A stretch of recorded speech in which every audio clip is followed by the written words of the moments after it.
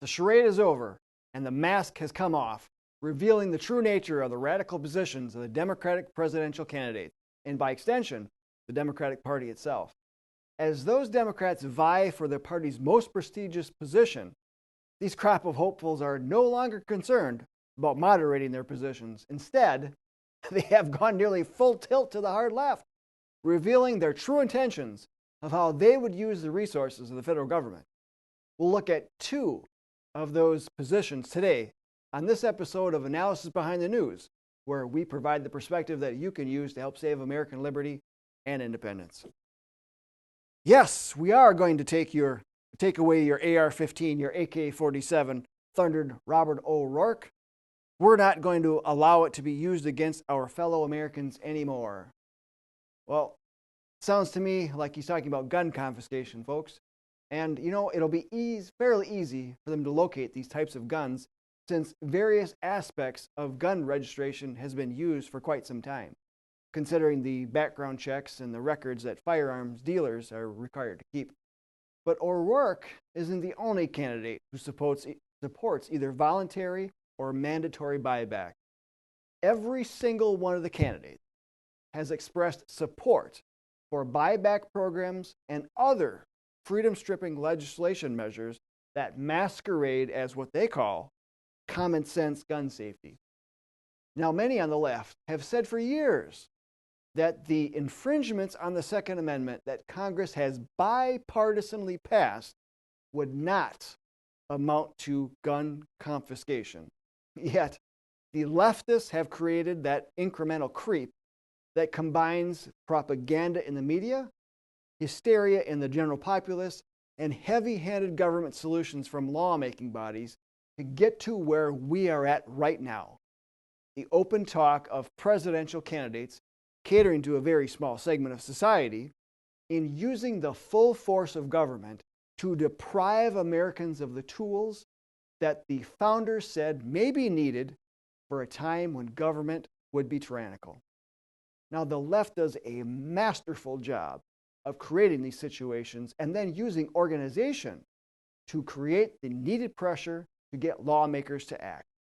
Unfortunately, many so-called conservatives had allowed themselves to be persuaded away from principles and have helped in moving the anti-gun agenda forward. Even the National Rifle Association has pushed for background checks with many Republican lawmakers in tow. Now, we could go on and on regarding efforts to disarm the populace, but this topic is only one of several that candidates will use to control your lives. The full crisis of climate change is also being used, and O'Rourke tweeted, "Living close to work shouldn't be a luxury for the rich. It's a right for everyone." He outlined in a video that he would endorse mixed-income public housing projects and expanded public transportation to get people closer to work and to help reduce their carbon footprint. Now, this is exactly what globalists have been pushing since rolling out Agenda 21 under the United Nations in 1992. And they state that once this is fully implemented, life would be radically different for all. Candidate U.S. Senator Bernie Sanders gives us a glimpse into what this would look like under his version of the Green New Deal. And here is CNN's analysis of it. The $16.3 trillion 10-year climate plan that he released last week envisions a rapid and comprehensive transformation of a key economic sector, in this case, both the auto and utility industries, through a huge increase in federal authority and spending. When combined with Medicare for All and other proposals Sanders has already released, his climate proposal would temporarily push federal spending as a share of the economy to a level matched in the past century only at the height of World War II.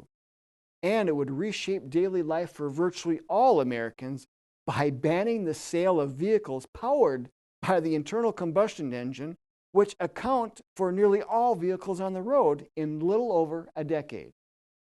Sanders is betting that voters will find a vision of such transformative change inspiring especially when aimed at the mounting threat of global climate disruption. And many climate activists have cheered this proposal as the first blueprint fully commensurate with the challenge. Actually, the blueprint is exactly as you would expect from a socialist, someone who ignores the constitutional limitations placed on the federal government and works to greatly increase the scope and size of the government at all levels. It's this type of irresponsibility that will bankrupt this country and force it to be bailed out by international bodies, which would be a great leap forward for globalists seeking to build a new world order under world government. Now, Sanders isn't the only one. According to Politico, all of the candidates have embraced a target of net zero emissions by 2050 or earlier, and they all propose spending trillions of dollars over the next decade to get there. But many plans are fuzzy on where the money would come from, and Congress may be unwilling to cooperate. Democrats have promised to help workers who lose jobs in the energy transition, such as coal miners or auto mechanics. This hysteria over carbon emissions will certainly affect everyone. Now, just think about what zero emissions mean, how it's going to be achieved, and you will see a tyranny that this world has not yet seen.